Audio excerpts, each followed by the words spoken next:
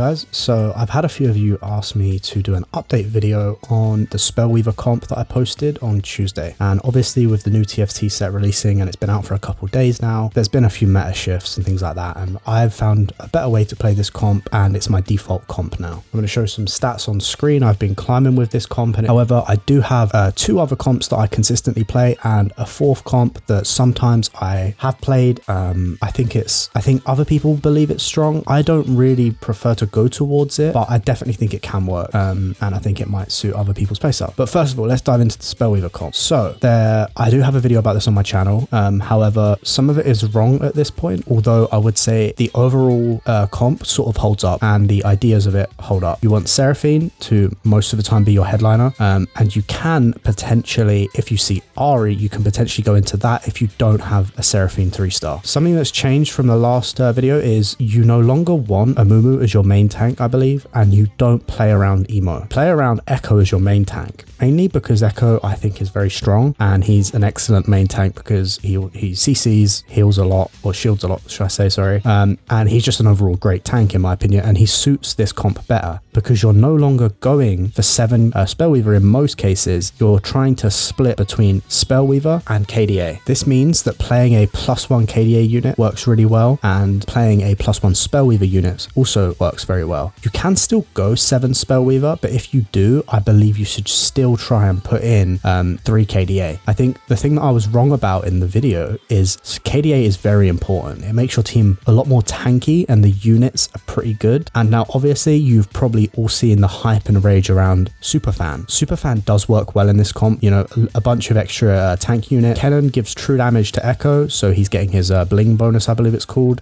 Nico gives KDA and Guardian, and as well as Lilia gives KDA and Sentinel, which is also very good. Sona is great. She can either swap between, I believe you want to run attack speed Sona most of the time and put her next to Ari, or you can run, if you're lacking frontline or you want the really long fights, you can maybe play heal Sona. The heal Sona is also very good. You want to slap things with attack speed on her, maybe like Static Shiv or Gwinsu's.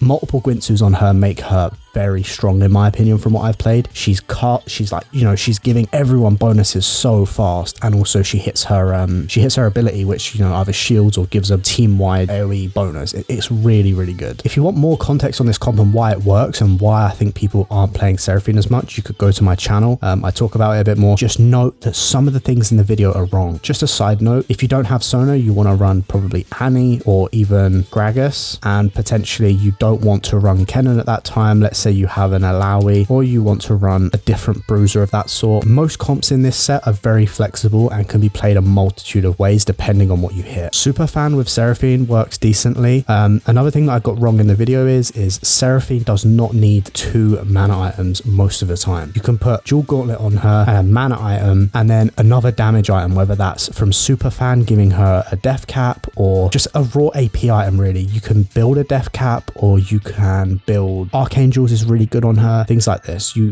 basically want to just put more damage on her.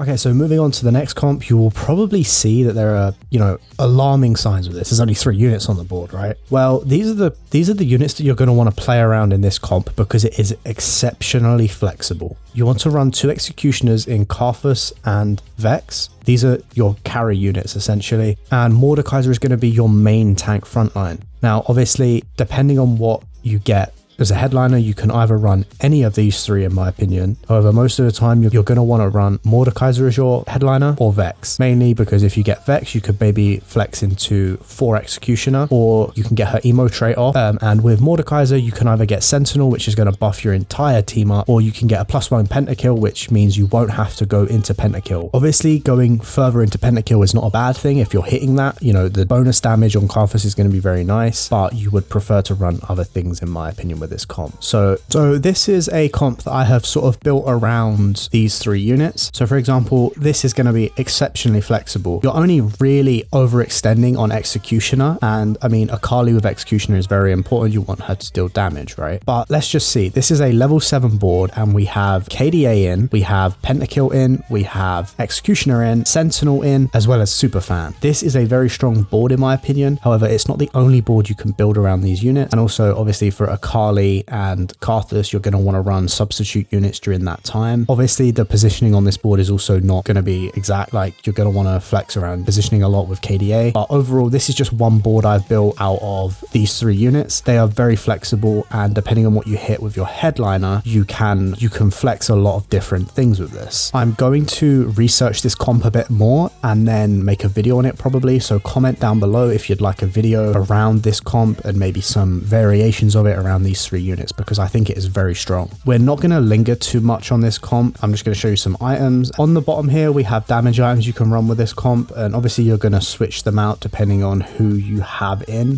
But these are the 4 main components you want. You want a mana item on both of your carries if possible, such as a Spear of Sojin or a blue bar. You want a dual gauntlet on both of your carries if possible, but you can go into other AP items such as arcane jewels, death cap, just things like this. Like, you just want damage items, but you mainly want to focus on a mana item and a dual gauntlet if you can. On frontline, Mordekaiser is going to take, you know, default tank items such as Warmog's Dragonclaw and Thornmail. These are going to be your like main go-tos. Superfan will give him a crown, which is very nice on him. I mean, it works for him and it's a free item, right? And it means you can put like a Warmog's on another tank and have them substitute tank as well. Gargoyles is going to be pretty good because if you put him just in the front line alone, he's going to be getting hit by a lot of people and get a lot of resistances. Nothing too fancy. So moving on to the third comp here, we have basically it's 5 country into flex. For this comp, you either want Samira or Urgot as your headliner, and you want to try to get them to 3-star. Depending on if you get a country unit, you can either decide to take out Katarina or Tahm Kench once you hit Thresh. I prefer to keep in Tahm Kench because I think he's better than Katarina, especially if you don't have a crowd diver that you're planning to put in. I think he's a pretty good tank for a level 1 unit. And then in the bottom right here, you can see that I have a Vex and I have a Karthus. I prefer running Vex, even though she's probably less damage than Karthus, mainly because late game I can either put in a Mumu, which gives Guardian, and if I'm going a Urgot headliner carry, I can put in Poppy, which is going to give me Mosha, right? This comp is very flexible again, as in a lot of the comps in this set are, but essentially you want to just play around this. Like, your 5 costs, you have a Bruiser in Tahm Kenshin if you decide to keep that in, and then you can put in Alawi, for example, and this is going to give you a huge front line. And if you run Samira, you can have backline damage, or Urgot, who's going to, you know, also be in your front line but deal a lot of damage. Do not underestimate his damage. There is probably a way of getting Superfan in on here, but I prefer to just run the emo trait with either Poppy or a Mumu as frontline units, and then 5 country. That's the way I like to play this comp, but there's probably a million ways you can play it. I can do a video on this as well. If you want that, comment down below and I can do a whole video running down this comp. Here is another variation where if you decide to run Katarina, you could maybe put Kiana late game, and that's going to give you crowd diver, as well as Kiana's going to dish out items to people and do a lot of damage herself, which is another way of playing this comp. There's like a lot of ways to play around this, but you're essentially just looking for 5 country into, I prefer 2 emo with an executioner on Samira, and yeah, there's not really too much to it. Items wise, you're going to want bruiser items on your Urgot and just damage items on your Samira. Can put IE on her. This is going to make sure she crits, but she already has crit from executioner. Hodge is very good on her. It's going to give her damage and omnivamp as well as extra crit to put towards her executioner trait. Sorry, Deathblade is also very good on her. Obviously you want her crits to deal damage, so Deathblade gives her a lot of AD. And then finally, you're probably going to want Giant Slayer on her because she's going to attack the front line a lot, and getting her stuck on those frontline units can really destroy this comp. You want her to be shredding through the front line pretty actively. But Urgot, we're going to want to run things like Bloodthirster, Steraks Gauge and Titans, or we can maybe take out Steraks and put him with maybe a Giant Slayer because he's going to be hitting frontline. But essentially you want like bruise items on him, like he's going to be taking damage and you want him to deal damage as well, but you want him to survive. Basically just bruiser items like Steraks, BT, Titans. There's probably some other ones. Steadfast Heart is probably not too bad on him. You could probably put a Hodge on him, or you can put IE on him, for example. Basically you just want him to have damage items as well as tank items. But yeah, moving on.